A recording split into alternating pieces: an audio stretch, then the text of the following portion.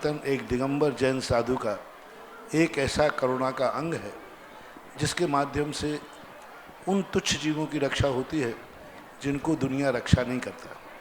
मयूर पिच्छी के जो कुछ गुण होते हैं, ये मयूर पिच्छी कोई झाड़ा फूंकों के लिए नहीं है, किसी मंत्र तंत्र के लिए नहीं है, उन तुच्छ जीवों को बचाने के लिए हैं जिनको अपने उठने बैठने से, कमंडल पिच्छी आदि उठाने से जीवों की विराधना होती है। उन विराधना से बचने के लिए इस प्रकार के कार्य किए जाते हैं। तो इस प्रकार की स्थिति को देख करके अन्य कोई पिच्छी क्यों नहीं रखते, कपड़े की पिच्छी या अन्य पंखों की पिच्छी।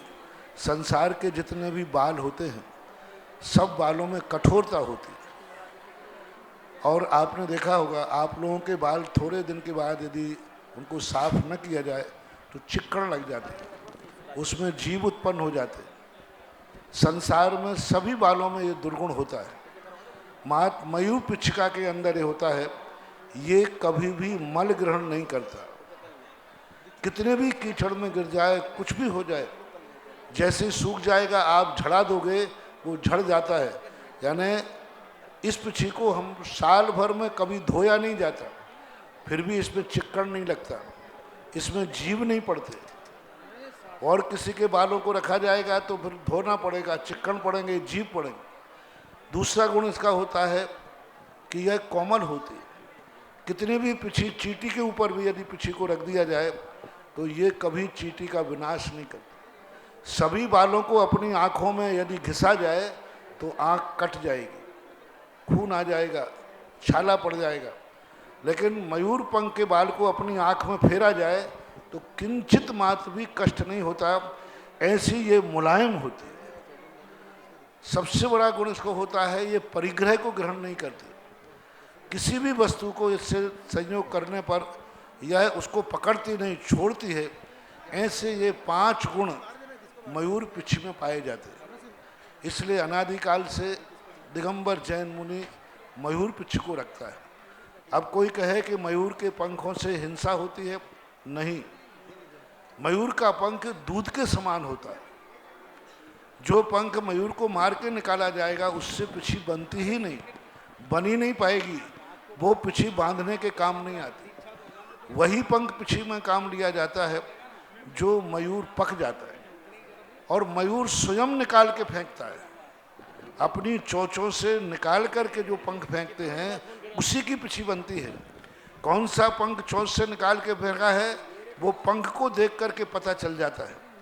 इसके अंदर एक छोटा सा एक लाल रेखा होती है, वो लाल रेखा से तंजान लेते हैं कि इसको खींच करके मार के बनाया गया।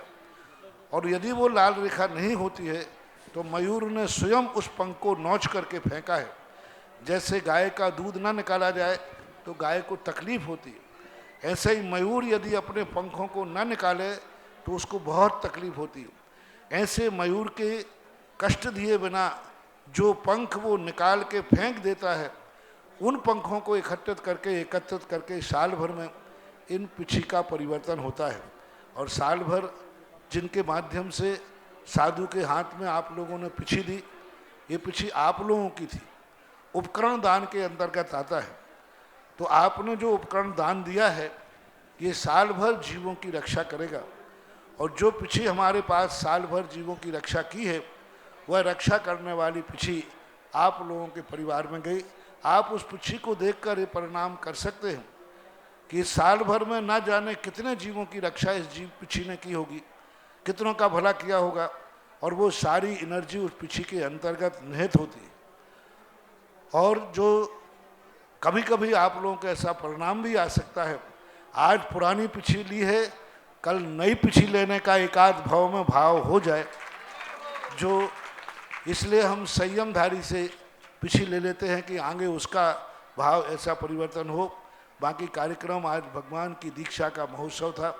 दीक्षा के समय अंत में चाहे कोई कहीं भी कितनी ऊंचाइयों पर पहुंच जाए, भारतीय संस्कृति रही है, किसी भी दर्शन हो, हर दर्शनकार ने अपने राजा को राजयोग के बाद संन्यास योग का आदेश दिया, उपदेश दिया। जितने राजा महाराजा हुए जो अच्छे राजा, वे राजगद्दी पर कभी मरण प्राप्त नहीं करते। राजगद्दी पर मरण प्राप्त करने का अर्थ है विनाश, दुर्गति।